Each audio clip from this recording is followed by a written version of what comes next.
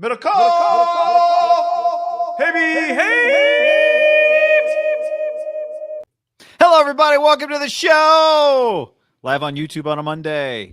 This was just going to be a live stream, and the Middlekauff said maybe it'll be a podcast. So maybe this is also a podcast that you're watching. And if you're listening to it, then there's your answer. It became a podcast. Might as well double dip.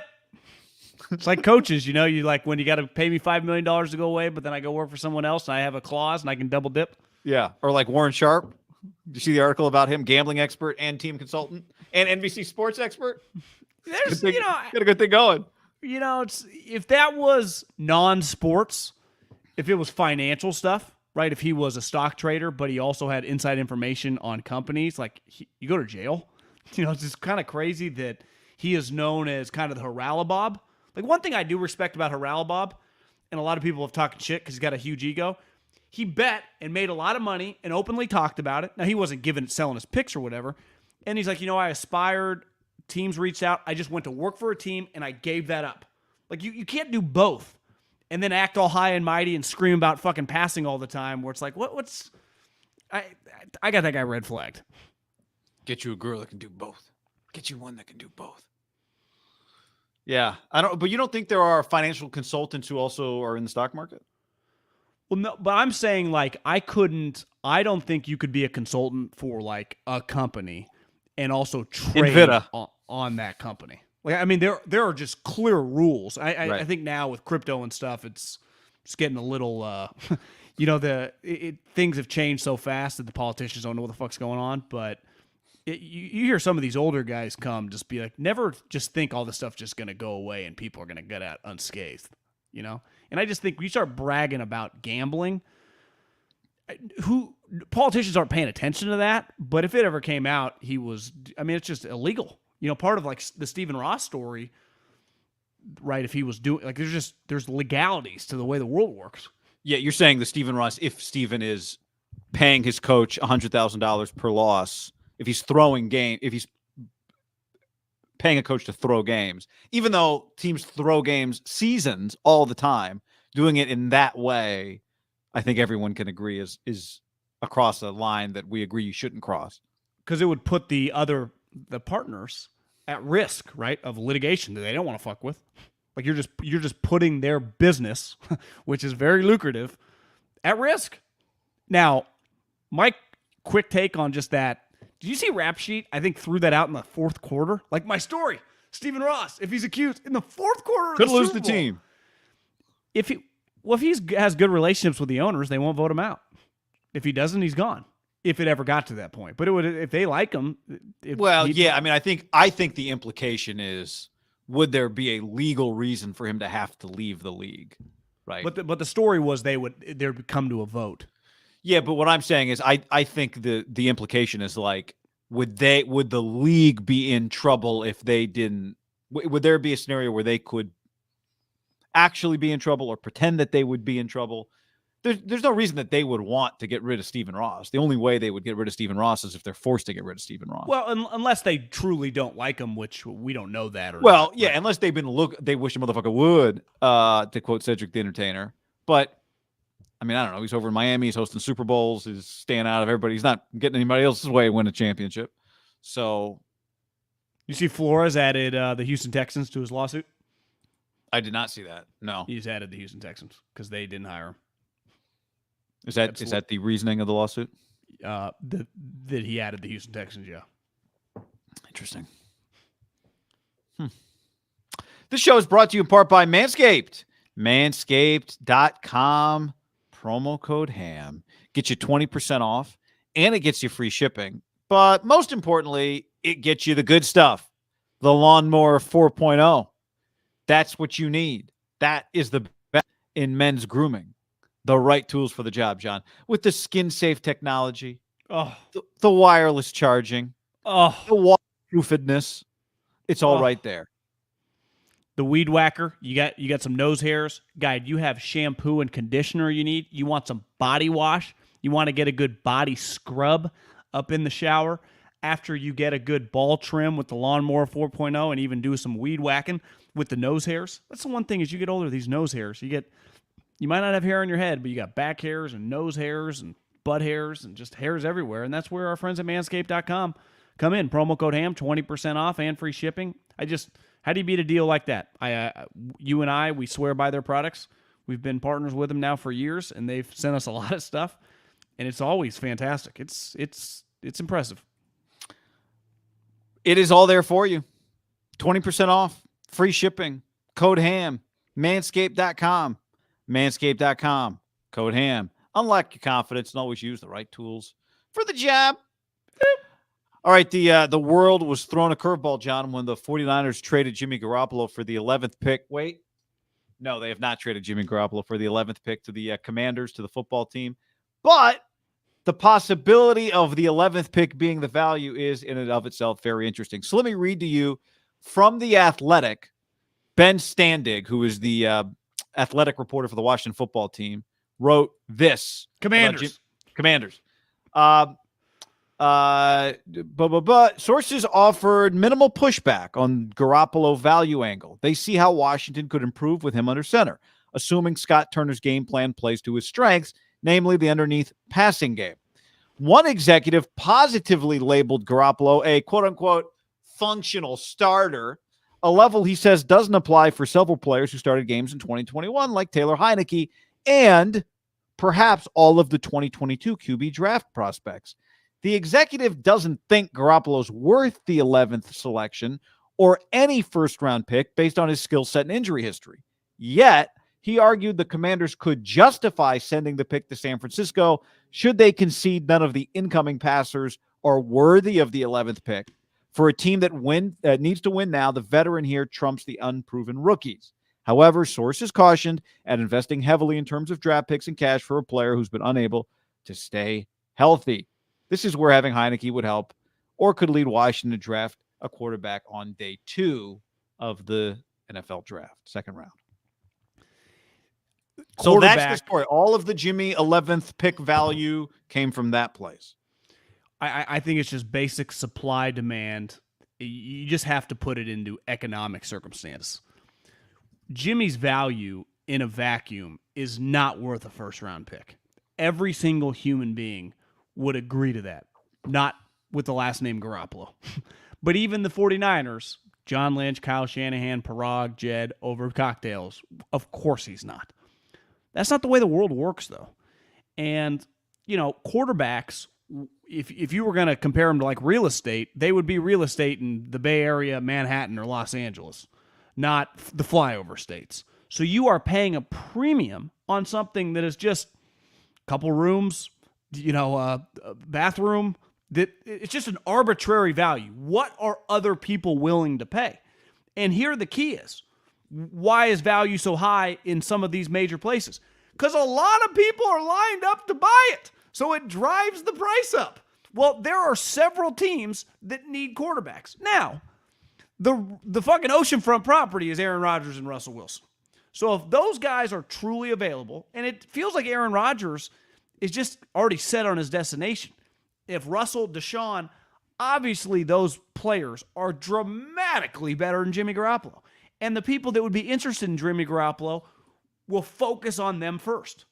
So his price is it's kind of irrelevant until, is there one team that gets left out of the quarterback market and they have to quote unquote overpay?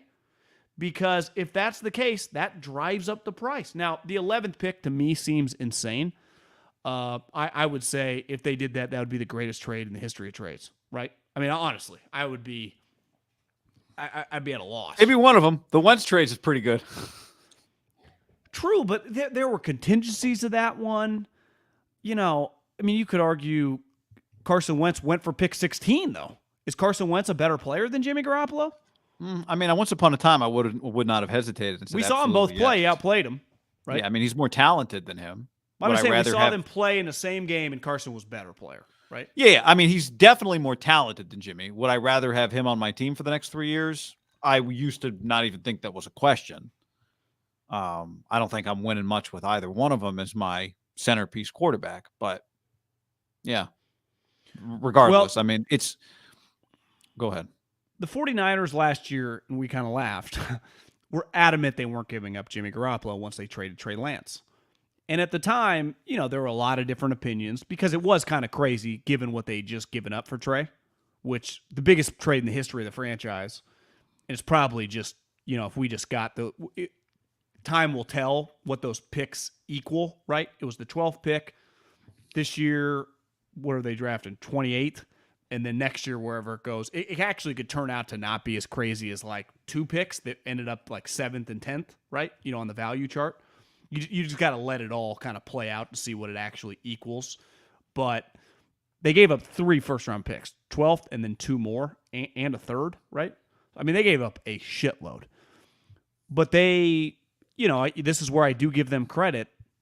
They viewed this guy even more than us on the outside as like a major project. And then I've agreed once I saw the guy play. But at the time, I was like, fucking go all in. Put all your chips in the middle of the table. And they didn't. Because they were saying, you can get Jimmy Garoppolo, but it would take a first. And clearly no one was giving him a first off a 10-game 2020 season where he was injured. And then you'd say this season, while very rocky and was a roller coaster ride, there is stuff that Jimmy brings to the table that can't really be debated. If you think your team is talented around him, you can go to the playoffs. And what do all teams want to do? Obviously win the Super Bowl. But let's face it, most teams aren't winning the Super Bowl. Like, the Bengals hadn't been to a Super Bowl in 30-plus years, and they've had really good teams the last couple decades. Like, if you just go to the playoffs, it's a big deal. The Raiders just getting to the playoffs was a big fucking deal. And to me, that's a big reason I think that, like, Ziegler and Josh are like, it's legitimate franchise. Just they got a team that can compete to go to the playoffs, right? Well, to me, if you have a playoff team and you can't get a Russell, you can't get a Deshaun, assuming the Deshaun thing's a little, some teams, you saw John Morrow's like, we're not interested. Like, some teams will just be out. Like, we're not even fucking dealing with it. Now, some teams might say that and change their opinion if it all goes away. But Jimmy, to me, will have a lot of interest from the teams that view themselves like if we just get solid quarterback play, which Jimmy can be, 14 to 17 kind of range in the league, we'll go to the playoffs. Going to the playoffs gets people contract extensions, right? Yeah, I think the risk is not that Jimmy Garoppolo is not a good enough player. If you were to trade the 11th pick for him or whatever you trade for him, the risk is that he might not be available for all of your games, right? That's the one that I think really bites you, because I don't think there's much question about what you're getting as a player. You're getting some highs, you're getting some lows. It's going to be a little wild. You don't know what you're getting from it. Like a quarterback who gets hurt torpedoes your entire season. A quarterback who's up and down, if you've got a good defense and a run game and you can outcoach and your division and blah, blah, blah, you can ride a roller coaster and look up and have 10 wins. Like, right? So the 49ers just did it. So it's the injury. Now, I'm not saying you would be getting the 11th pick for him anyway, but I think, you talked about how desperate is a team in the context of the kind of the economy of the trade market. It's also about what that team is going through. Ron Rivera is coming into year 3 in Washington. The football team has not won 10 football games in a season since 2012, and that's the only time they've done it since 2006, and they've only done it 3 times since 1992. 3 times since 1992, the football team / the Commanders has won 10 games in an NFL's regular season. Okay? God, they sucked for a long time. They have only been in 4 postseason games since 2005. They've all been wild card game weekends losses. Okay. They have not won a playoff game since they won the Super Bowl in 1991. So when you say Sean McVay won 4 playoff games this year. He's won 7 in 5 years, 4 this year. So when you say 11 is too rich, I agree. I think we all agree. I think even if you read the quote from the executive, that person is not saying they should trade the 11th pick. What that person is saying is, I can see how you can arrive at a place where if you start your postseason, let's say we all get together, we have a discussion. What do we need? We have to get a quarterback. All right, everybody, no wrong answers. I'll get up on the dry erase board. Let's brainstorm all the ways we can get a quarterback. All right, let's do it. And you start making the list. You're like, Deshaun. And we draft a guy in the first round, Desmond Ridder. Maybe we draft him 11th. Is he ready for us to win? Right? You just start going down the list and you go, well, I think Jimmy Garoppolo is our best option. I can see how they would arrive at that place. Now, it's also a game of chess, or a game of poker is the better way to put it. Is somebody offering the 49ers a second round pick? Is somebody else offering them a first-round pick? Is somebody offering them a third-round pick? Like, it may not take that, but this person's just saying, I can see how you arrive at this place, and so can I, because I think organizationally, they are thirsty. Well, they are dying in the desert right now. Factor this in, Guy. Their head coach just turned 60 years old. I wouldn't call him a spring chicken. He also overcame cancer within the last 18 months. So when you just look at his shelf life in terms of like patience, I think he's been open about this before. Like, I'm not a patient person. Like, Ron Rivera ain't in this for like a 7-year rebuild. He is going to try to make the playoffs next season. And here's the other thing he's going to know he's going to need is, just using him as an example, is one, my division, the Cowboys, they're a flawed playoff team, but they're gonna compete to win 10 games, right? To me, they feel like a 10-game lock. And the Eagles got 3 first-round picks. So even if they don't add Russell Wilson or Deshaun Watson, even with Jalen, you just add an influx of talent. Like, fuck, they're gonna win a 9 or 10 games. So how do I compete? How do I compete with those two franchises if I do not improve my quarterback standing? And that goes to where, back to the house analogy, sometimes if it's worth it to you, it doesn't matter that you're overpaying. Because ultimately, like a house, you need somewhere to live. Like, you have to have someone to play quarterback. I can overcome a bad right tackle. The Bengals did all season long. They got to the Super Bowl. I can overcome fucking Eli Apple or, some random Everybody hates corner. all of a sudden. Well, I think he talks a lot of shit on social media. And I think on the field too, but you cannot overcome no quarterback. It is literally impossible. Maybe you could when Ron Rivera was playing for like the Bears in the mid-'80s. It's like, we got Walter and we got all the boys on D, led by Buddy Ryan. Like, those days are over. Now you don't even necessarily have to have Joe Burrow, but you better have a top 15 quarterback to even have a chance. And you'd say, listen, Heineke's a talented backup. If he's your full-time starter, which he was for them this season, it's just not possible. It's the knock on, like, Gardner Minshew, who I think a lot of people kind of like. If Gardner Minshew is your full-time starter for a season, like, I would bet against you making the playoffs. Yeah, I think where you are in kind of your team's arc, their development affects how much you like a particular quarterback. If your team won no games last year, then, or your coach maybe, then maybe you're willing to give Gardner Minshew 5 weeks, but Washington football team's not in that position anymore. They have been so close, and they clearly have had a quarterback weak link. To me, the negotiation where I would struggle with Jimmy just in the first round would be, like you said, the durability. Because one thing Carson had last year when he was on the market, he had been healthy for 2 straight seasons. He had played 16 games, and remember, he got KO'd. He got a concussion, which I view that as a little random. It's not like a knee injury or an elbow injury or something. And then the following season, he just got benched, but he had played in all the games. So he had back-to-back seasons where he did not miss a game, besides getting the concussion in the playoff game, which even other coaches and exec is a freaky deal, right? I mean, we saw Bosa got, just it could happen to any player, any moment, any game. Hell, Cooper Kupp might have got one. He just kept on playing. They don't. I saw someone was like, "No concussion protocol in the Super Bowl." Yeah, like, I saw a doctor on the internet. It's like, this is called the Julian Edelman rule. Yeah, they just fucking go out. They leave that doc. No, I'm good. Where's the independent neurologist? Oh, he's up in the suite. He's locked in a bathroom. So he's like the pitching coach from Major. Was the Cubs with the kid with the arm for the Cubs? Rookie of the year, little big league. Oh, yeah. Rookie of the year, and he like locks the pitching coach. Gets locked in the anyway. Little big league is when he's the manager, right? Little big league is when he's the manager of the Twins. Yeah, Rookie of the year is Rowan Gartner. Would you say Little Big League? I mean, in the history, I enjoy the movie. One of the most unrealistic movies in the history of mankind. Extremely unrealistic.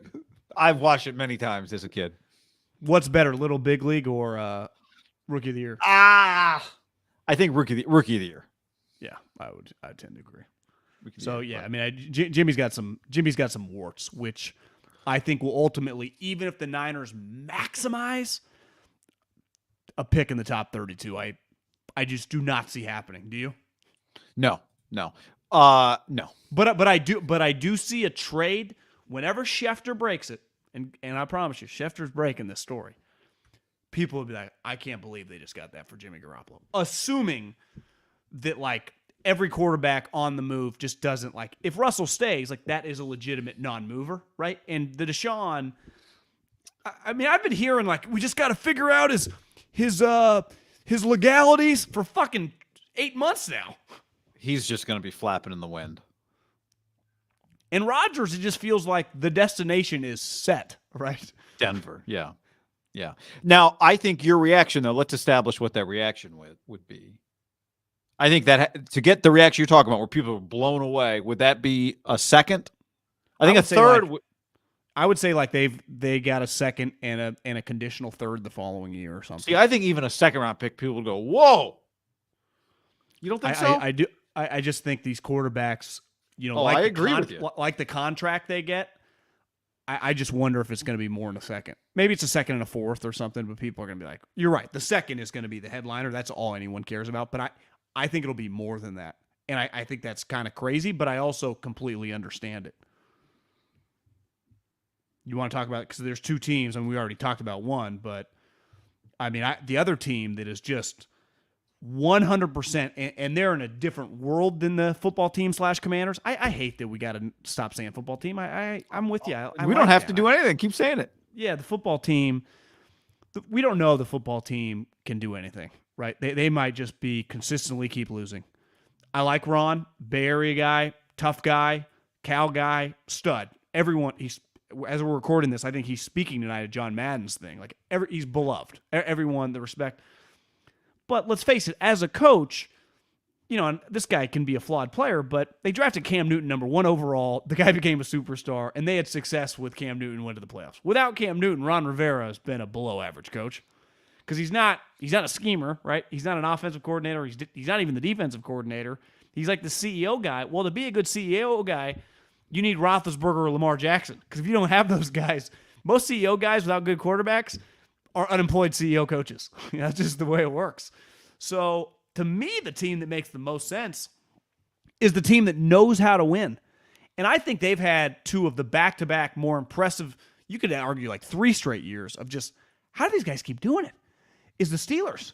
When they traded a 1 for Minkah Fitzpatrick, I remember thinking, Roethlisberger just is like Matt Cain, tore his elbow, and you got no quarterback. What are you guys doing? And then the dust settled. They went 8-8 that season with Duck and Rudolph, and they have one of the best DBs in the league on their team. And the next couple years, they went 500. Somehow they made the playoffs this year because of the Jaguars beating the Colts at the end of the season, the Raiders winning that game. What Tomlin has accomplished the last 3 years with the quarterback play, if he had Jimmy Garoppolo, they are a game or 2 better. Like they're winning 10, 11 games. Their quarterback play at moments this season, when you're sitting on your couch, Sunday morning and the Steelers game's on against some random team at that, like the 10-1 slot, and you'll just flip it on at like 11. It's like, what are they doing on offense? What is going on? Don't they make the most sense for a team that, to me, if they could get Rodgers or Russell, of course. Yeah. The Deshaun, I don't know. The Rooneys, who knows? It's just hard to put Deshaun in any of these conversations. I think Denver would make a lot of sense also if Aaron Rodgers weren't going there. I think they'd be in a similar boat.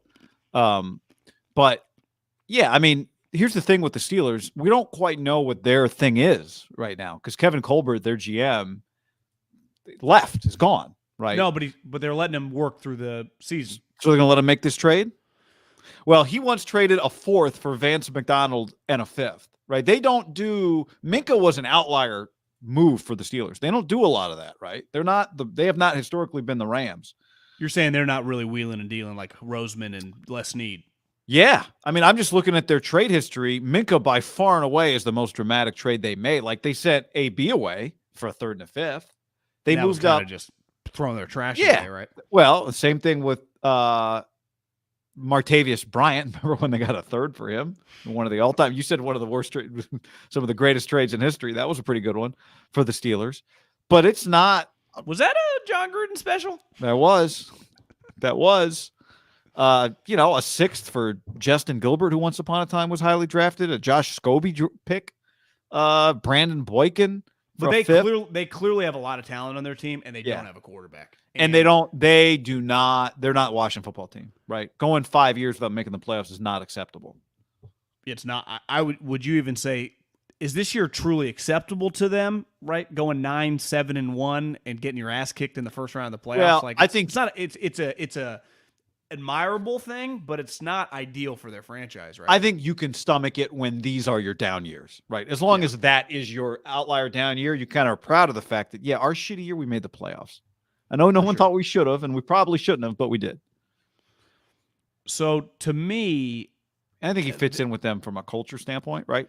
Well, that to me is like the things that he's going to value, right? The leadership, the guy, the way the 49ers players have talked to him.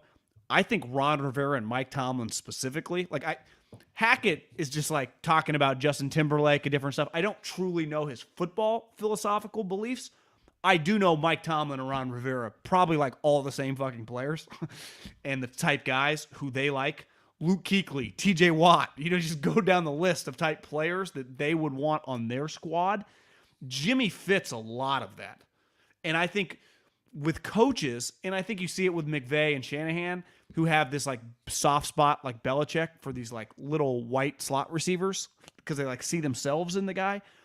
I think those two guys value toughness at such a high level that Jimmy's toughness factor is really high. And it's pretty clear, like universally, it's just respected now that you can overcome a couple of the picks for having to feel like I got a guy that I can go to war with. Now, like you said, the problem is his toughness is on display so much. Yeah, because he's always injured. And, how many injuries do you have this year? Calf, shoulder, hand? Several. Yep. Coming off a season where he missed 6 games and injured. Like his injury, you would argue that when you meet to discuss trades, Tomlin, Colbert, whoever the next GM is, like if the next GM you get hired, you just like kind of just follow Colbert around. Do you got to ask him? Does he got to ask you? How does that work? A little weird. It feels like they're interviewing a lot of outside candidates. That's weird, right? Very bizarre. But I do wonder, if you can get by the injuries and just be like, well, to me, if you get him for, if you're like a third-round pick, what's a third-round pick to get this guy in our building? I think what the Niners are going to ask for is just there's going to be some debate coming back and forth from the Niners phones and some of these teams. Well, it's going to be one of those like a black and white thing. Hey, anybody interested in a quarterback that's been to 2 NFC championship games in 3 years? 1 Super Bowl? No, nobody. It's the scene from Major League where the manager's mad because he needs an outfielder. He's like, "I got you an outfielder from the Giants." It's like Jackson, not those Giants. And it's the is it Yomori? Is how you say Giants? And then it cuts to the scene of the guy catching the ball barehanded in the outfield. Well, see, to me, like if Russell Wilson, for example, if Russell goes, listen, I refuse to tweet this out or say this publicly because I'm obsessed with people liking me. I want a trade. And I want to go to 2 places, the Eagles or the Giants. I'm cool with going to either. John gets on the phone, calls Howie, calls this new cat, and goes, Russell's interested in coming to you. Their reactions are like, all the picks. He's like, what do you mean? He's like, fucking have them all, right? What do you need? We'll pay 180 cents on the dollar. Now, whether the big picture that would turn out all right, they would get an astronomical haul from either one of the teams. Like the Seattle would have all the leverage, right? And those teams, and it wouldn't be hard to create the leverage, right? When you told another team someone's offering us 3-1, they'd believe you. And it's not hard to like. Are you really getting bent over if you feel you're getting Russell Wilson to have a star quarterback and going to win the division? You wouldn't even care. You're like, what I overpaid. Well, not really. If we win 12 games next year, and I'm the guy that brought Russell Wilson to the franchise, either one of those GMs, it would change, especially for Howie, right? Howie's, you forwarded me, is getting a lot of credit for fleecing the Colts. And that's what it is. He fleeced. Somebody made a hype video for their GM. That's Howie Roseman got a hype video. They made the playoffs. Like they just have a lot of positive momentum going right now. Yep. Well, he got a little juice too because he stepped out on a limb for his head coach, and he won games with a guy no one else was going to hire. And a quarterback that can't really throw. Somehow they figured out a way to win 9 games with a quarterback that can't throw. Jimmy can throw, just not really deep. You see, I think someone said that Brandon Ayuk tweeted today, like, I'm ready to go deep or something. I didn't see that. I did see this. That's funny. This on the stream, is Jimmy an upgrade over Ben? Yes, I believe that he is. The Ben that we've seen the last 2 years. Yeah, the guy that just played, not Hall of Fame Ben. Yeah, Ben was bad. Ben was bad. We just need to get clarity. To me, if there's clarity of like, well, Rodgers, he wants to go to Denver, but he'd be open to some other spots. That would change it a little bit, right? Is he cool going east too? If it's just like, he just wants to move to Denver, that's where he wants to go, he's dead set on it. To me, that's pretty black and white. It's just those two teams, everyone else is kind of irrelevant. Yeah. And even the deal, it's kind of a unique deal if he's forcing their hand to go there. The Russell thing, as of we're sitting here right now, do you expect Russell Wilson to get traded? I don't know, man. I'm a little 50-50 here. It's been a little quiet, which doesn't, I don't think, mean anything. It feels like he and Aaron are using the same tactic, which is the opposite of their previous tactic, which was kind of blow it up and get yourself out of there. I think it makes sense for them to trade him, in part because he wasn't that great last year. So I'd probably go 51-49. But yeah, I'd lean that Russell is traded. How about you? I think it's very, very difficult to be the guy, because you got a lot of credit. You were the guy that brought him. You were the guy. John Schneider gets all the credit for going to Pete, and Pete going, I cannot draft this short little quarterback. And he jumped on the table and he pounded that thing until he convinced his guy to draft him. And he's the best player in the history of the franchise that led him to a Super Bowl championship. But I think if you can somehow take the emotion out of it, and it's hard, I think, as a GM when you've drafted the player and he's brought you so much success and you've become, up until this year, they were kind of rock stars in that town for a decade, right? Winning games and becoming like kind of what the Rams have been these last 5 years, but they did it for 9 with multiple iterations of players. Can you take a deep breath and, like you said, can we sell high? We bought low. We had an incredible fucking run. Could we get 4 first-round picks and a 2? How?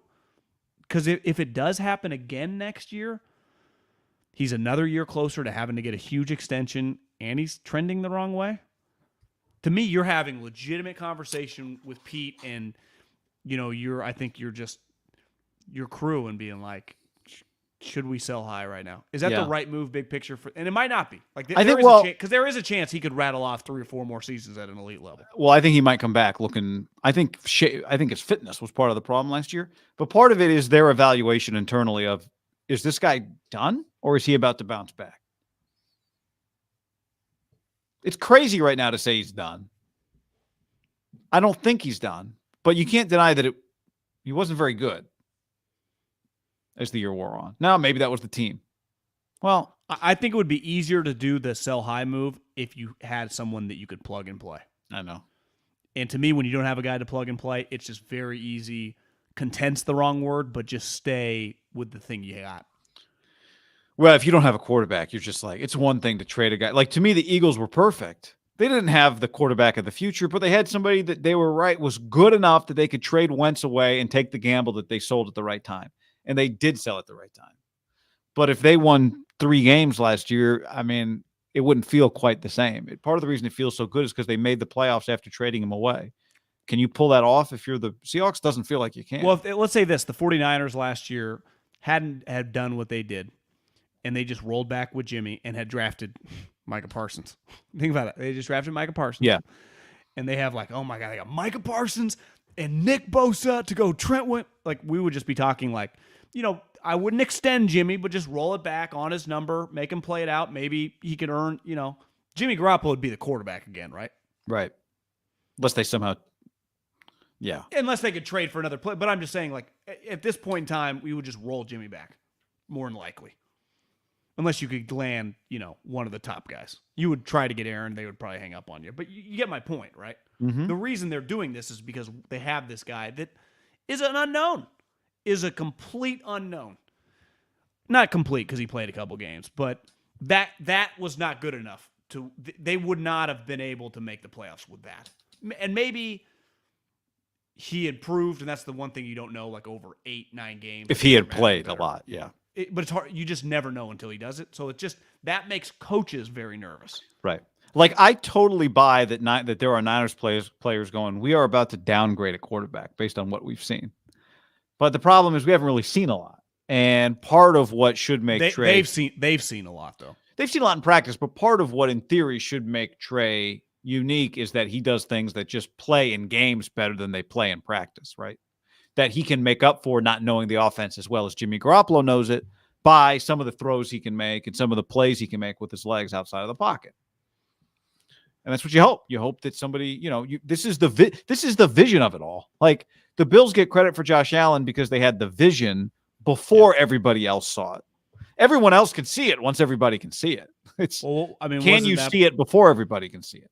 I mean, we've talked a lot about the Montana thing. I mean, part of the reason the Niners do get credit, whether they made the right move or not, they still went to Steve Young. They didn't go to fucking some rando that sucked. Like, they had a guy. And they can still argue it till this day that they made the right decision. I think you can still argue it. I understand why they did what they did. I mean, the irony of Rodgers is once upon a time, there was a visionary named Ted Thompson that they went all in on him and said, see ya, Brett. Yeah. Adios. Andre on the stream says, it's a downgrade until we get Brady. Goat emoji.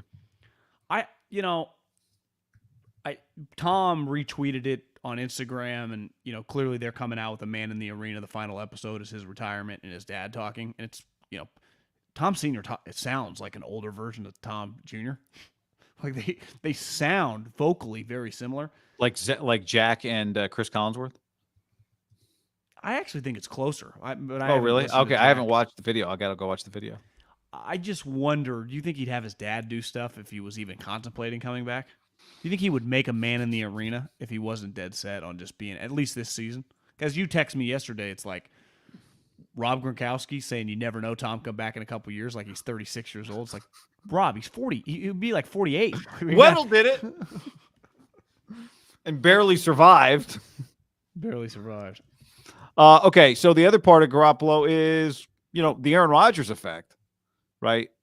Denver, I think, Weddle's 37, though. Yeah, Weddle's he retired at 35. No, Weddle's, and he returned to a team that he played for, right? Yeah. Let's talk about the Aaron Rodgers effect for a second, because I think if Aaron Rodgers goes to the Denver Broncos, that is a team that I think would make sense for Jimmy Garoppolo. Does Aaron have to go to Denver before Jimmy gets traded? Not necessarily, right? Because if you're the Niners, you can talk to Denver. You can get you can talk to enough people that you go, Denver's not going to be in play because they know they're getting Aaron and we got to move on. But I do think if you're the Niners, if you're not getting what you want, Denver is a place that if Aaron is not a clear option for them, could use him. Hell, what's crazy is Green Bay could use him if they don't have Aaron Rodgers. That's the crazy part. We always say the Packers would never send Aaron to the 49ers, but would the Niners send Jimmy to the Packers? In a heartbeat. Right? Because they would feel good about it. He knows the scheme, right? He knows the plays. I do think, though, that that Washington and Pittsburgh can get information early on, like, hey, you can't get Russell or Aaron, so they just have to get dead set on guys that they can get. You're not going to waste your time on Aaron if you find out, like, hey, Aaron's only going west, right? To me, the Denver thing, the moment they get the go-ahead, and listen, like, I think you'd be a little naive to think they don't already have a pretty fucking good idea. Benjamin Albright, who works for, like, the radio station that is the Broncos station and is pretty tied in with Denver, was pretty adamant throughout the season. They're like, this guy, Dan Quinn, and he knows his shit that Dan Quinn was. That's why I thought Dan Quinn was going to be the head coach. It made a lot of sense. They wanted to interview him right away. Mm-hmm. And I would say that Nathaniel Hackett did kind of not come out of left field once you kind of started putting the pieces together. But the first time I saw that, I was like, what? And then once he got hired, it did. The way the general manager reacted to the question, it felt a little NBA-y. Like, they knew something. They hired this guy.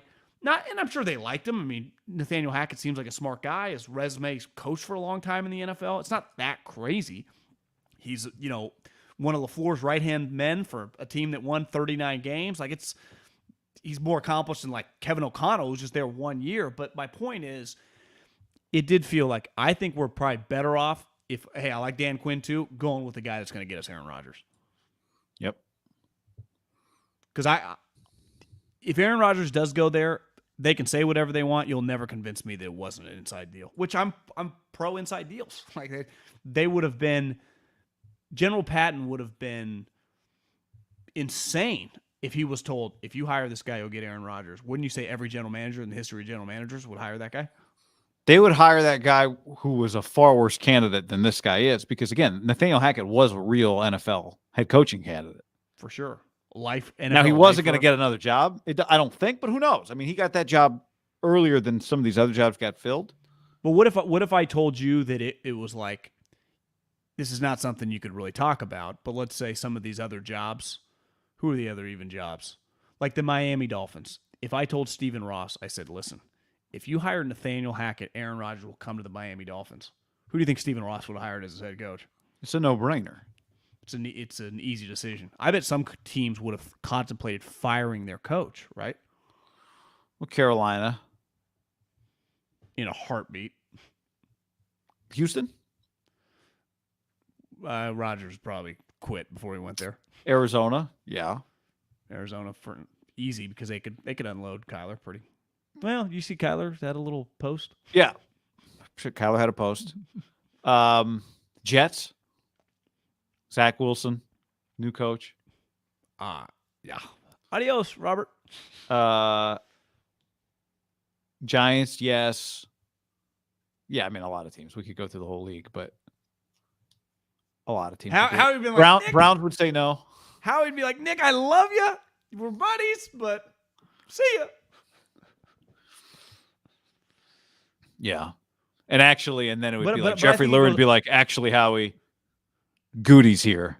I need you to clear out your office. I also think it just goes back to, I just feel like he wants to go west. And I think sometimes, whether you're right or wrong, I just think certain humans, and I think we all have some of this in us, get dead set on something and want to try it, want to do it. And it could just be as simple as he's just tired of living there. Because remember last year when he made up his story about Gutekunst, it was like, well, what are you really mad about? And there wasn't anything tangible. And he just kind of what if it was just simple as like, I don't want to be here anymore. I'm super rich. I don't want to be here. Now I've embraced it and it was fun because our team's good. But I just think he wants to move somewhere else. And I think he sees some of these other guys that do it and it like revitalizes their love of, I think Peyton is a great example. Like went there, he never left. He never left the town. And now he goes to all the home games. Fucking loves it. He's trying to buy the team. Yeah. I saw that other media guy, the black dude that the NFL wants to buy the team. He's like a former stand-up comedian that used to go on Johnny Carson, but then got into the media rights business. I don't know. I was reading some of his wiki. Pretty impressive story. Is it last name Smith? Maybe is it Byron? Byron Allen. Byron Allen, yeah.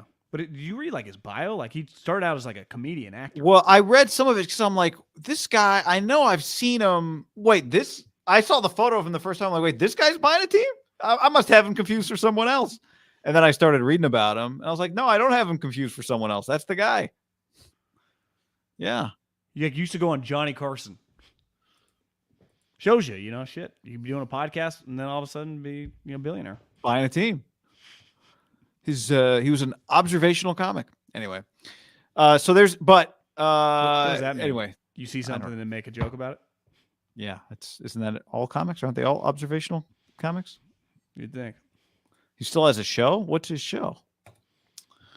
Okay, so is there a category of coach that Garoppolo makes the most sense for?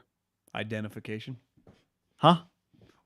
Was it that Norm Macdonald, his favorite joke ever was it Jerry Seinfeld's joke, or was it Norm Macdonald's joke that Jerry Seinfeld loved about like the craziest part about, I have an ID is it's just I and then identification?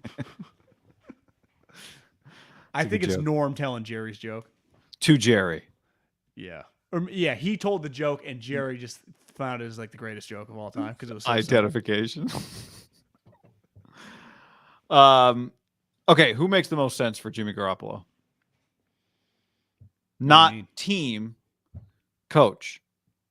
Like if Aaron Rodgers stays put, is there a type of coach? Like, because I think you could argue that's really the beautiful thing about Garoppolo is that he would work with any coach, a new coach with no experience, an old coach with a ton of experience. As long as the coach is willing to understands how to do what Garoppolo does, he might make the most sense for an offensive coach which Tomlin is not, which Ron Rivera is not.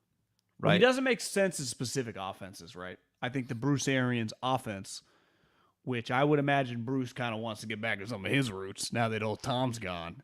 He wants to throw deep.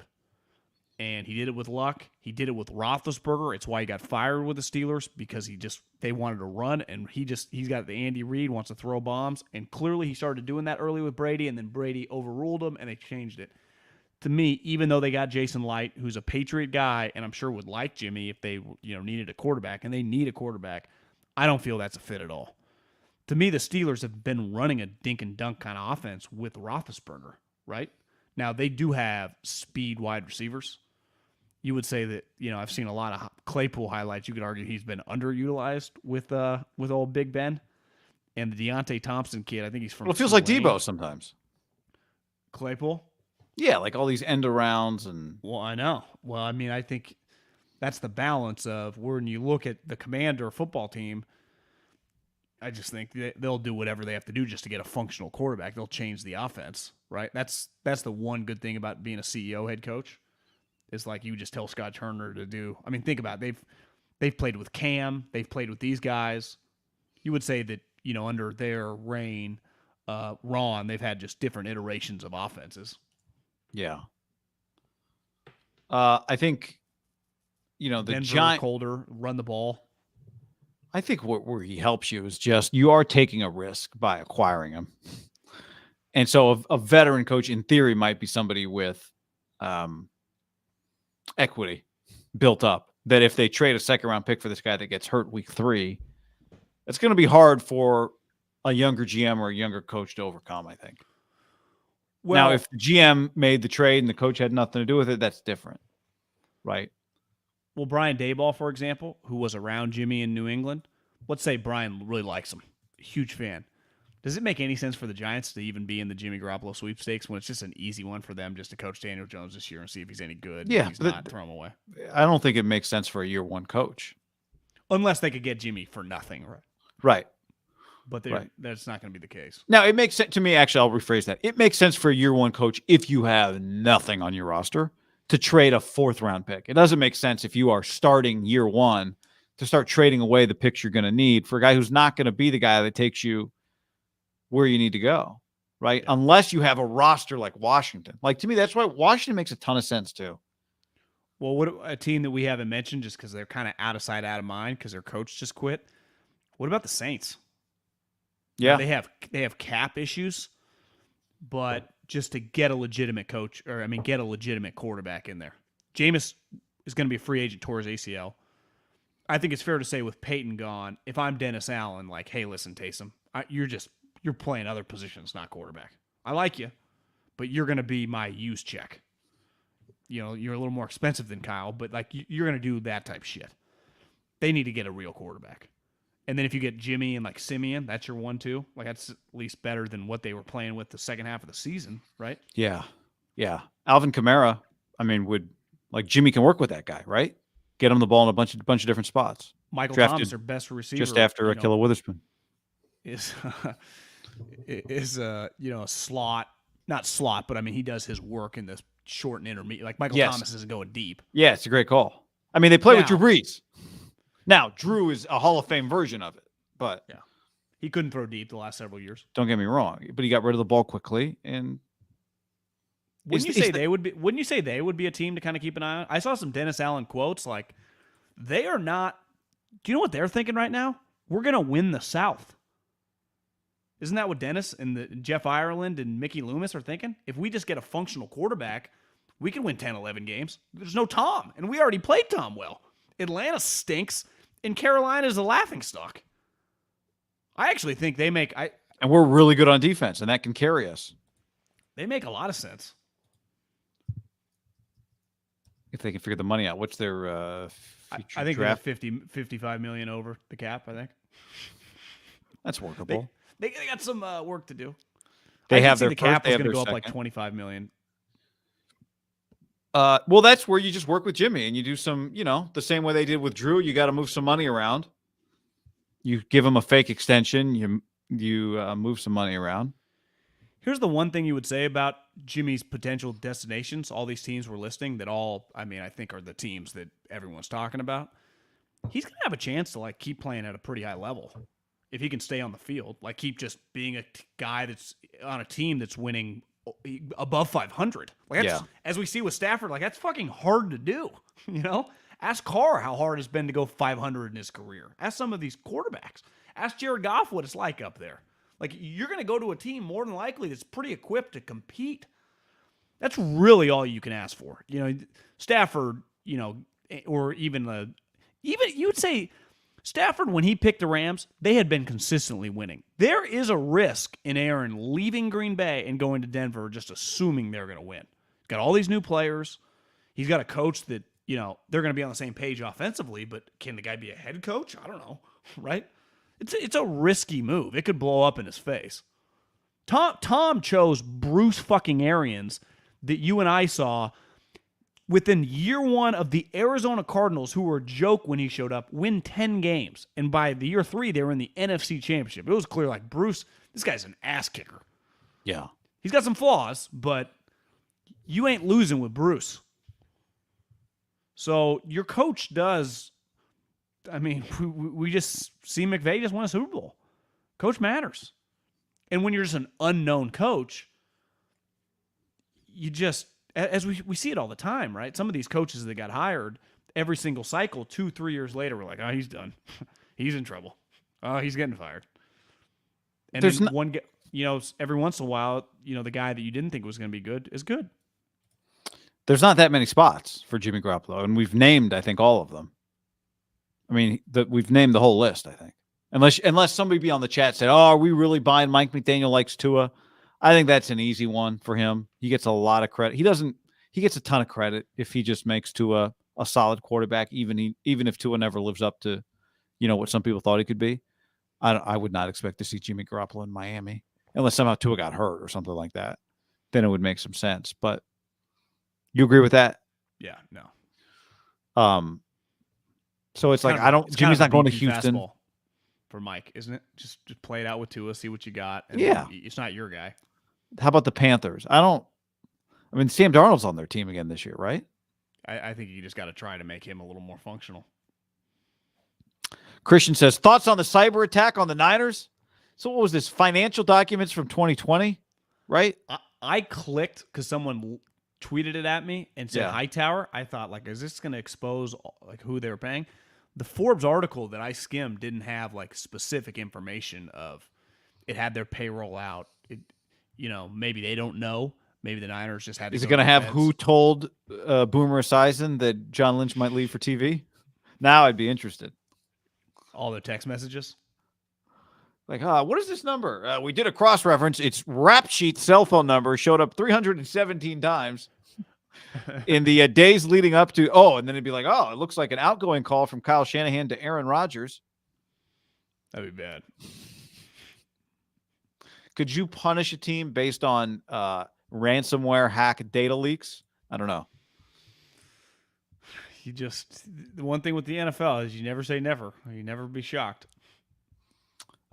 Kim on the stream says Montana's hating ass hired those hackers.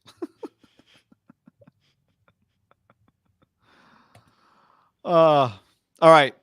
Next up, John, the Super Bowl MVP was Cooper Kupp, but it came to light today, and I hadn't thought about it. I wish I'd thought about this the night after the Super Bowl, that the voting was done with about 2 minutes left in the game. I've been to basketball tournaments, college basketball tournaments where you do, like the all Pac-12 tournament team. And the voting is not done 5 minutes after the game. The voting is done before the game ends because the most outstanding player of the tournament, or in this case, the MVP, needs to be announced moments later. So no one has said it explicitly, but I think what's pretty clear is 2 minutes left the vote is due because they're coming around picking up the papers and then tabulating the votes. John, these people need some Scantrons because if they waited until the end of the game, Aaron Donald might have been the MVP.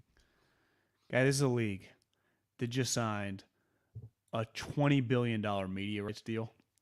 They are one of the most lucrative, even in the world of pro sports, they're in their own stratosphere right now. And you would say in American businesses, when you just talk like Google, Apple, Facebook, the NFL, like they are one of the elites of the elite. They don't have the access to have an app that like whoever gets the voting rights can just sign in as they're walking down to the fucking interview room and press a button. And I don't know, like, a Twitter survey, it immediately tabulates who voted for what. It seems, Guy, I understand being late to the party on stuff. It's 2022. Like in 2012, maybe. It's 2022. 22. Now, Roger, he doesn't really have anything to do with this, but this is something that's just like, come on, guys, can we just get an app? It's just one of those things that doesn't actually matter, right? Until like it matters to the player, but all they care about is someone's named the MVP. No one's like, oh, I don't know. It should have been this other guy. What, Devin White last season? Yeah, Devin White. That's right. Did Dave says I had 75 to 1 odds on Donald for MVP. Was it 75 to 1? That seems long. There's no way. Guy, I looked before. It was 6 to 1. Yeah, what, Dave? Unless Dave, are you lying here, Dave? Unless you got it. Is there a different Donald? Season. Maybe if you got it at the beginning of the season, but maybe that's league MVP and not Super Bowl MVP. Again, he had the third best odds in the game. Donald Trump? Is that who he's talking about? And he almost had, like, could they have given it to Aaron Donald? Yes. I heard someone say he obviously had a couple pressure sacks. He technically didn't have a sack on the last play, even though I'm giving him a sack. On the 3rd and 1 and 4th and 1, he made both plays. He made both plays on the 3rd and 4th. You could argue that alone. Early in the game, it's like they've kind of figured him out, double teaming. And then he started fucking wrecking shop. Made a one-arm tackle while he was getting blocked on 3rd and 1. So now I also think that, look, I think Matthew Stafford could have won the MVP.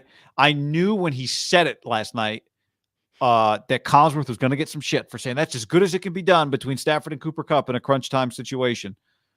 But I actually was fine with it. Who got exposed? Dave? 75 to 1. I knew when he said it, like, people are going to give him some shit. And I saw somebody say, like, Chris, you were on the sideline when Montana drove the field to John Candy. And you think this was better than that? But I do think Stafford was incredible. And now as we, do this stream, the video of his no-look pass is all over the place. And I think Cooper Kupp was incredible. Like, one player rarely – here's where I would say Kupp. I don't think Stafford leads that drive without Kupp. I think Kupp was they were both essential. I have so much respect for Stafford. I'm so happy for him after seeing a person of his talent. Seeing talent suffer because of what it has around it I don't get any pleasure out of that. And so I'm happy to see Matthew Stafford get to do what a lot of people don't get to do, right? Quarterbacks often, they can never quite find their rams. And Stafford did. And so I was happy for him. So I think Stafford's everything I thought he was. What? You got to know? Just right. We had done this before, but I am very interested in, I wonder if, unless he does it, how anyone ever tops the 21 games the guy played. Because Cooper Kupp, you're saying? He had 145, 45, 625, and 7. Is that real? Oh, no, I'm looking at the wrong thing. 33, 478, and 6 touchdowns. So, Guy, he had... You want to hear his stats on the season? I wonder if this will be a record that just stands the test of time. If you include the playoffs. He had 178 catches. He had 2,423 yards. And he had 22 touchdowns. How's anyone ever going to get 175, almost 2,522? The catches will almost be impossible, right? 175? Yeah. Wait, what? That seems low. Well, he had... Because when we did it, I just found the numbers that we came up with on January 31st. He had 170 catches. Well, I guess... They would have played 2 games since then or 1 game since then? I got I guess 2 games. Yeah, January 31st was after the conference championship games. 178. So he had 8 catches in the Super Bowl? Is that right? Yeah, I got 33 catches for the playoffs. Okay. But we did the math on January 31st. So that would have been the conference championship game, right? That was 2 weeks ago. Yeah. Yeah. So you're right. But he had 20, 170 and 23-30 there. And so now you're saying he's at 170. He has 178 total. That number feels just astronomical. Well, then I looked up when I tweeted that his pre-Super Bowl numbers. He had 8 catches in the Super Bowl. When I tweeted his pre-Super Bowl numbers a couple weeks ago, somebody came back with somebody told me you got to look up Jerry Rice's season. That we talked about, you and I were talking about the other day. It was how many touchdowns? Maybe it was the 22 touchdowns in 12 games on 65 catches. Yeah, and remember, I mean, in the 2007 season, Randy had 24 touchdowns. I mean, we've seen some pretty crazy touchdown. And I think Michael Thomas a couple years ago, like his second year, have 140 catches or something? No, something crazy. They didn't go to the Super Bowl, but he had in 2019 149 catches. But he had 9 touchdowns. Like Cooper Kupp had 4 less regular season catches, but he also played 1 more game.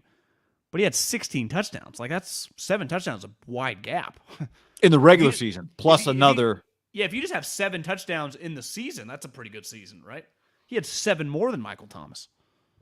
Do you know what's weird? And I kind of get this vibe. It was kind of easy to hate Seattle. It's like, fuck Russell Wilson, man. Fuck Pete Carroll's happy ass. I don't feel like many people, like on social media or whatever, like, I'd hang out with Sean McVay. Seems kind of cool. He just seems like a kind of a normal guy. Like he's not hateable. Well, who's been hating Matthew Stafford all this time? He's not taking anything from anybody else all these years, right? So no one has any hate built up. 49er fans hate Sean McVay and Matt Stafford? I think they hate the Rams, right? But I don't find Stafford hateable at all. Right? You find Sean McVay a little more hateable? I don't find him hateable at all, but I can see how it's just you're a fan of one team. I can see how he's running in the end zone, fist pumping. I can see it. Well, no, I'm not saying that's a clown move, but I'm just saying overall when you see him talk, you're like, I like this. Yeah, I find him incredibly likable. I'm just saying, like, if you're a fan of a team, you can find a way to hate anybody. But Stafford, there's been no reason to hate Stafford. Everyone gets together on Thanksgiving, goes, man, this poor guy for the last 12 years. Like, man, this guy, that sucks, man. You know? Man, I feel bad for him. So there's a lot of just kind of sympathy built up over the years for Stafford. I think Cooper, a no-star guy. Even Odell in Cleveland was like, this guy, what a diva, a me guy. And then with the Rams, he's just productive, likable. Aaron Donald did a couple years ago say he didn't know who Debo was. Remember that? That was funny. Yeah. God damn it, you know who he is. Say his name. Say his name. There's a lot of like, you know him now. You know him now. Say his name. 19. Say his fucking name, Aaron. And then you see Aaron.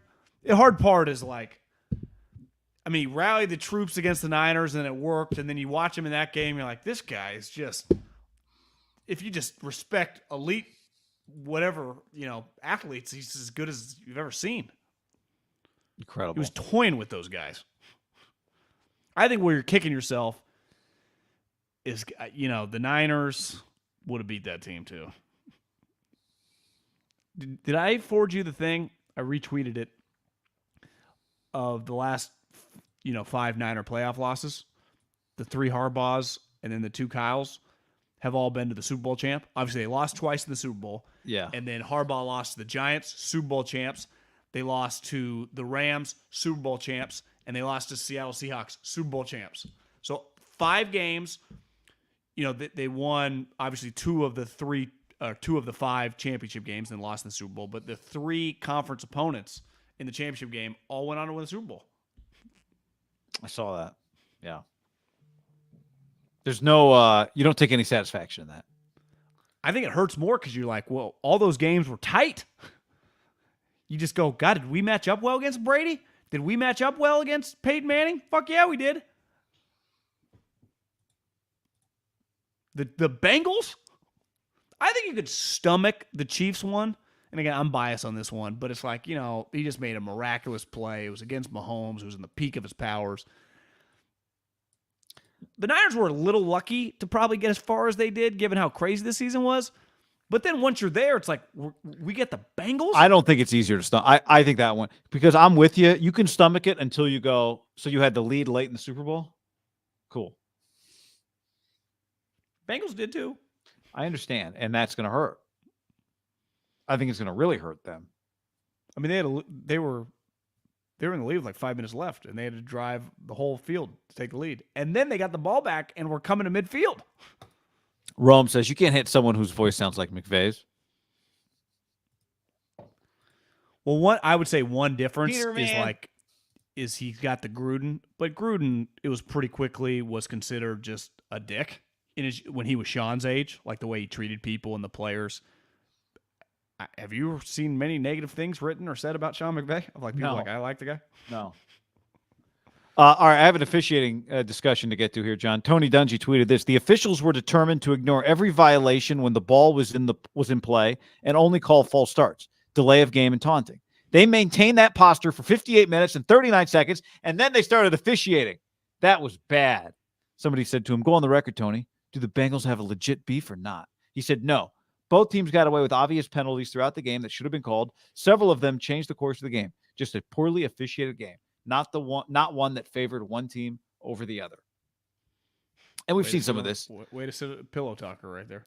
Well, no, he said they don't have he said it was a poorly officiated game, but the Bengals can't say it got ripped from us because the Bengals got benefited from bad calls also. That's the point he's making.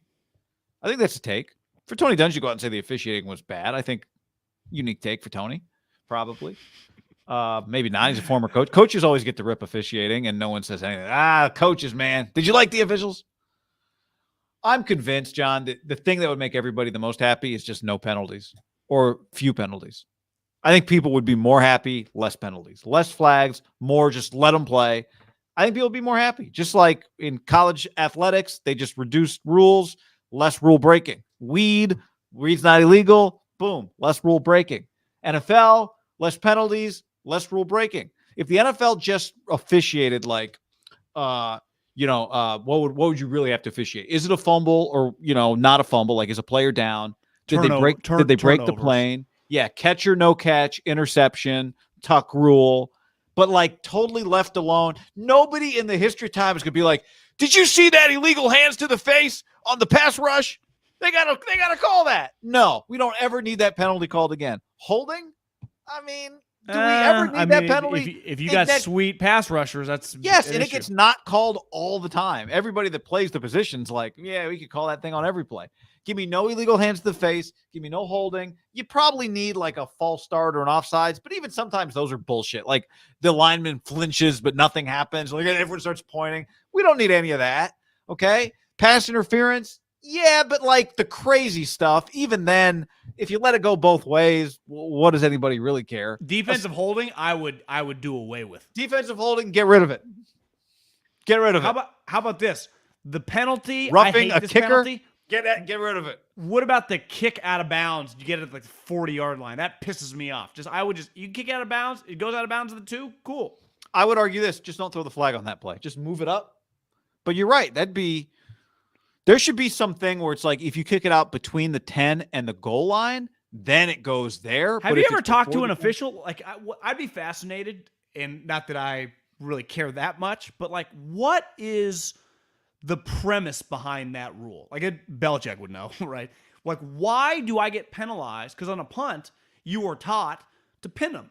Well, why with a kick do I have you guys, especially as the game has regulated the violence out, wouldn't you want it to be cool if you can pin them at the 5-yard line? Let it be. I wonder what is impetus the right word behind that one? Yeah. I don't know. Because that's a pretty penalizing move, right? Yeah, I actually don't hate it, but you're right. Like in the world where you don't want returns and collisions, I don't like teams starting at the 3-yard line. Like I don't want a lot of that, But that's, in real games, field position does matter. It's so impossible in those spots. The one problem would be it'd be pretty easy to consistently just kick it out around the 10-yard line. Right? Guy would just aim and fucking. Well, you wouldn't even bounce it in bounds. You would just airmail it all the way out, right? Yeah, it'd be pretty easy. You could probably because you could just kind of there's no pass rush. So you could just line up at a certain angle and just kick it straight out of bounds at the 10. It feels like majority of kickers would be pretty consistent banging that thing right around. Yeah, they would be pretty good at 10. it because there's no rush. But you could, do you really? Maybe I like what you're saying. Anything outside of the 10, penalty. If you can go 10-0, fair game. So it's risky. Or like 5, maybe like 5 and 7. In. Yeah, 7 and in. Yeah, you'd put like a different line on the field. And it's like, all right, you gonna go for it. But it's like a Sunday pin, in a big golf tournament. You're like, it's risky. You can go for it, or you can just kick it to their average returner. That's right. Yeah, that's a good call. So I mean, Tucker would be like, but it has to go in bounds. You can't kick it out. It has to land in bounds and then kick out. That would be part of that rule. Oh, because how would you be able to tell exactly where it went out? That's what you get. Lasers. Yeah, just somebody standing right there. But then we get mad at him. Like how about why don't we change our behavior instead of giving them all? Let's give them less things for us to get mad at them about. It'd be like if you. Yeah, it'd be like if instead of getting mad at your kid for playing video games all the time, you just decided, you know what? They can play all the video games they want. And then you're not getting mad at them anymore. Well, you know what my pushback on that one always is? Hey, mom, dad, 20, 30 years later, people are making millions playing video games. Joe Lacob and all these rich guys are buying teams. And I remember being kind of stoned watching this Tony Hawk documentary. Things that are always uncool for a kid's generation from their parents eventually becomes monetized in this country. So anything that like our kids we're going to hate, just realize big picture, we're going to capitalize and learn how to make money on that. It happens literally on everything. Like skateboarding. Who's going to snowboard? Video games? And like all these millionaires now a part of it. Now, yeah, there's also a bunch of parents that are like, I swear to God, this guy is still living in my basement. Yeah. All he wants to do is grind. I've seen some of these tournaments online. It feels like they get pretty heated, Yeah, I was making a skateboarding reference, but you're right. Video games too. I don't know, man. Rises, most people are not successful. I just know only Kelly Slaters and Tony Hawks. Here's what I know, John. I've done a lot of basketball games where it's like you're sitting there at midcourt. Did I tell you this analogy already? I don't think so. I thought of it this morning. This is what happens. The game, there's halftime. Everyone goes in the locker room. And a lot of times what happens is I'll be just checking the box score, and you'll see like, oh, man, I didn't really notice there's only 6 free throw attempts in that first half.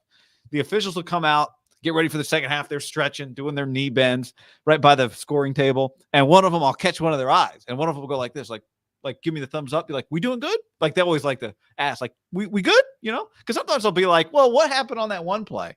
Like, we good?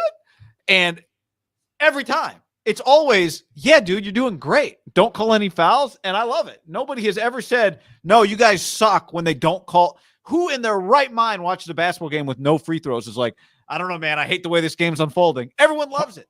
Daryl Morey and James. Yes, Daryl Morey and James. Everyone else loves it. Just they're quote unquote, letting them play, letting the players decide it. I mean, I don't think I could defend this in a court of law. Honestly, the Jalen Ramsey face mask thing, he got pulled down. I didn't hate that not getting called either. But whatever, I get it. You could put that one in the category of egregious. Didn't totally bother me for sure. But you have to. I think his pushback would be, if you're going to let him do that, then can I mug him? Because right. He is a mug type receiver, corner, like old school Richard Sherman. None of these motherfuckers get off the line if you let these rules come back. But so it's unfair. Like I bet he'd be like, I want to play this way. Let's free for all. Yeah. That's where I think the players get in these situations, and then they find out it's a free for all, but they don't know they're getting it, or else they would have repped it in practice. Like, get ready for the free for all. Pete Carroll and Schneider and the Harbaughs, I mean, how many millions of dollars have those franchises been fined over the years? It's like, yeah, you guys are not allowed to do that in OTAs. Yeah. They're like hitting each other, coming off the line. Yeah.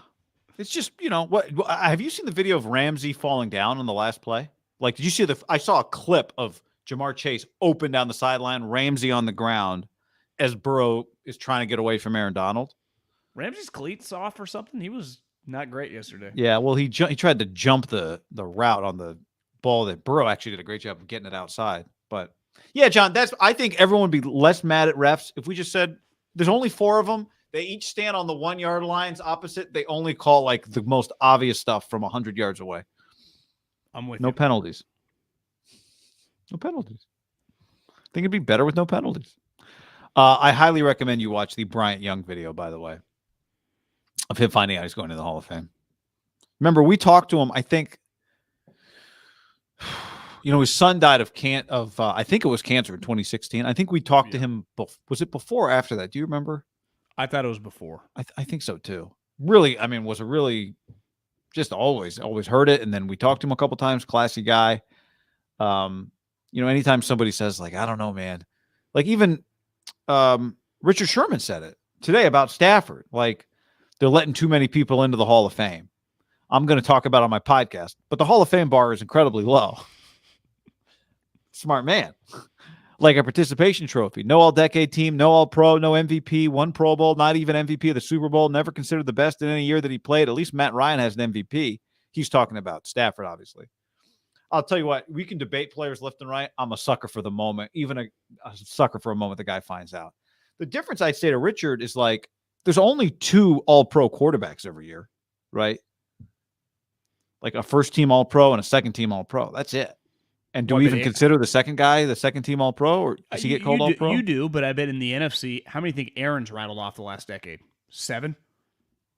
I mean, I bet first or second team Aaron Rodgers has. Yeah, it'd be him and Russ, who has the Brees. handful. Breeze probably has some second-teamers and maybe a first-teamer would be my guess. Aaron is a 4-time first-team all-pro and 1 second team, so he's got 5. My main issue with this argument is like he's 34. I mean, he's got I know, but 5 or 6 years left. And my thing with the Matt Ryan thing, I'd say, Richard, you are a great example of someone who went to the perfect scheme and became a Hall of Famer. If I put you in the wrong scheme and asked you to do things that you couldn't do because of your lack of speed, it would have been a problem. If I would have given Matt Stafford, Kyle Shanahan, and Julio Jones in 15 and 16, is there a chance that he wins the MVP guy? And I don't even think Richard was necessarily acting like Matt Ryan is necessarily better than Matt Stafford. He's just saying, is there a human in the NFL that would take Matt Ryan over?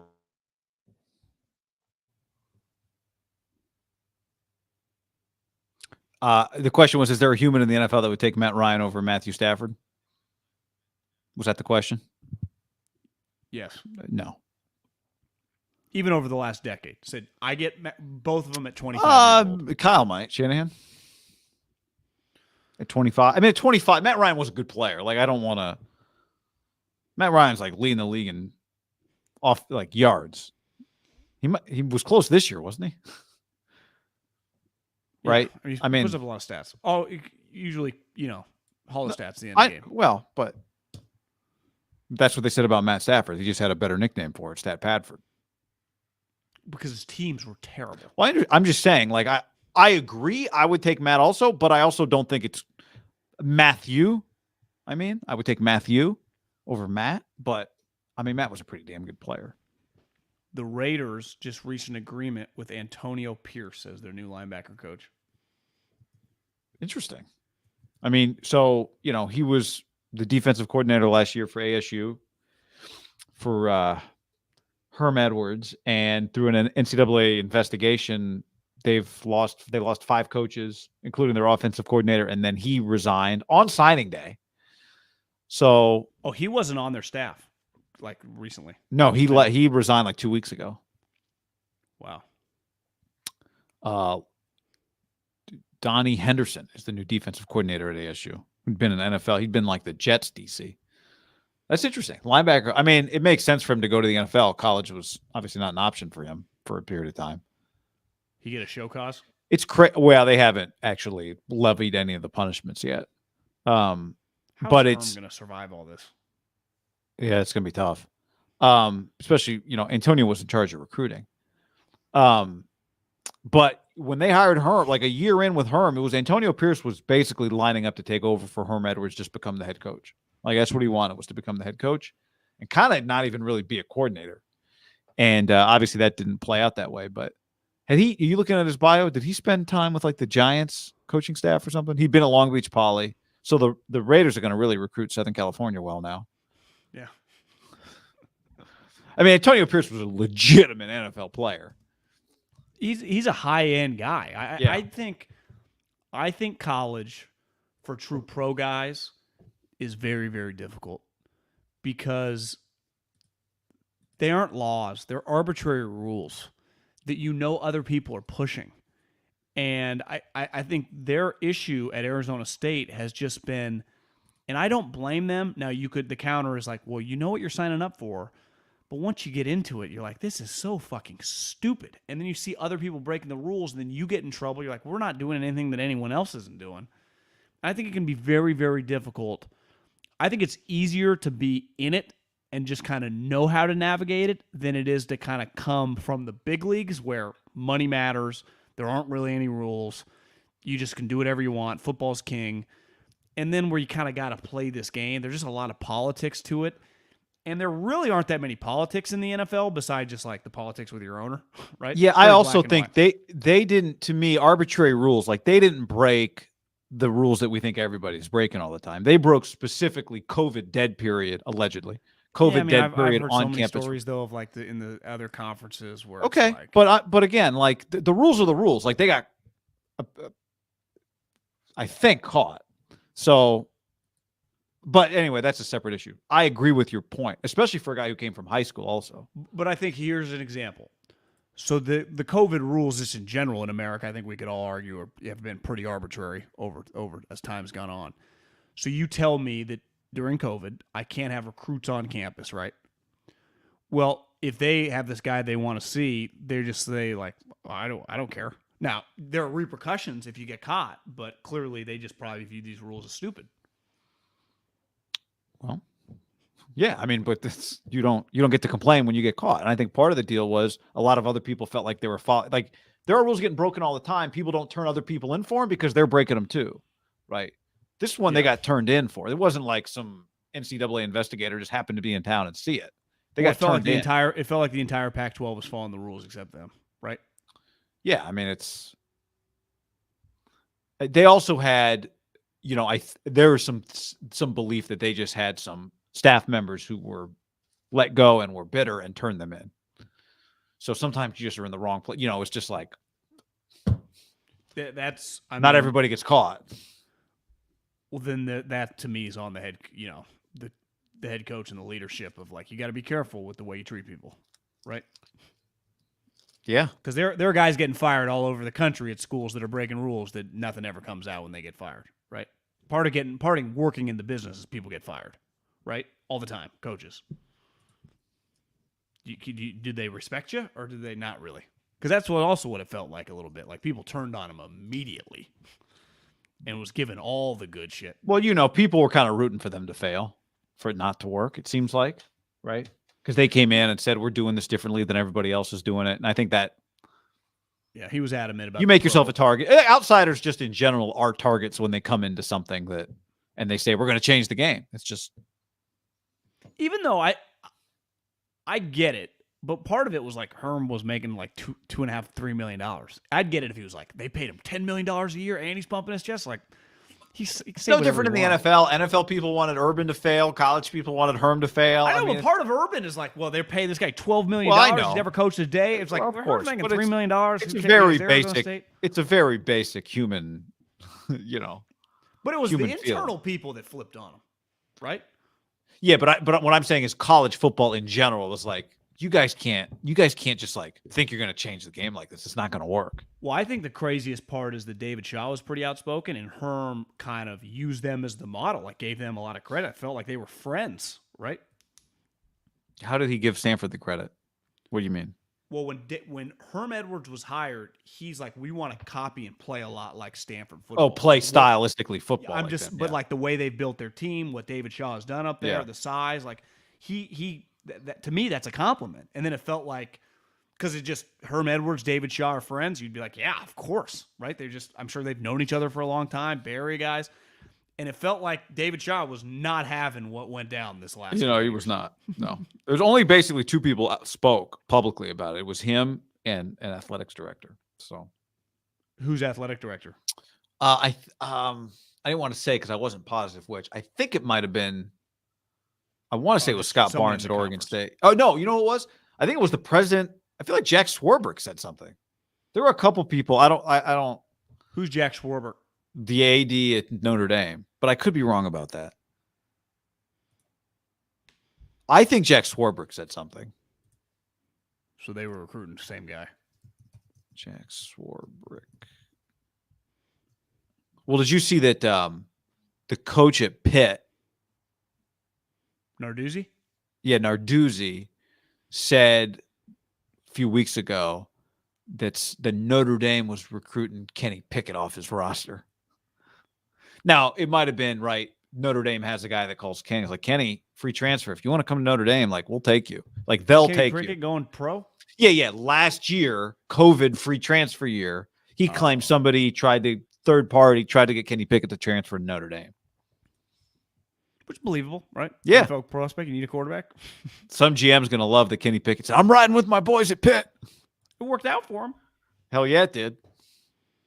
My he went to pushback New with York. Narduzzi, like, are we sure you're not doing any of that? Like, it feels like everyone's doing that. That's not new to the portal era either. Well, I mean, like Lincoln said, he didn't take anyone from Oklahoma. He just took people from the transfer portal. Well, he's not lying. How many Oklahoma players did he get? He got Caleb. He got a receiver named Williams. So it was He definitely might have gotten one more, who was like their third leading receiver last year. Yeah. So the receivers came with the quarterback. No, So the actually, receiver came first.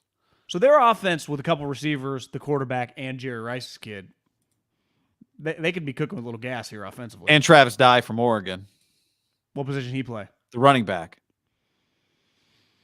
So yeah. Can they play defense? Well, I mean, can they protect? Can they pass rush? Did they have one more? Oh yeah, they got a cornerback from Oklahoma from the portal. It's fucked up. I mean, I don't think it is. it's the business They got of it, three but it's guys. just it's fucked up to act like it's not what it actually is. Like, it's okay. We know what you're doing. It's the business. What is it exactly? What do you mean exactly? That he left just and then he taking told the guys that No. he recruited, which But is what fine. is it exactly? He called them while they were still at Oklahoma and said, "Get in the portal and come here." Is that what you're saying? Well, I mean, it's pretty black and white what's going on when a coach leaves and the guys follow, right or wrong. I mean, Yeah, I don't. know. But my problem is the idea that like the coach stole them. Like, well, they could have gone to some other school. Well, what? I don't get it. But they went with Lincoln. Yeah, because they came to Oklahoma to play for Lincoln. We tell them don't come here for the coach, come here for the school, but they come here for the coach. Well, I'd say Maybe they it's want to go pretty to risky. LA. Oklahoma's going to be good. You think? Yeah. I mean, maybe their coach is a meathead and sucks. Rumors were the Chiefs were looking at him, Antonio Pierce. Yeah, they lost their linebacker coach, so I could see that. All right. On that note, this stream turned into basically a full show. How we roll. Thanks for hanging, everybody.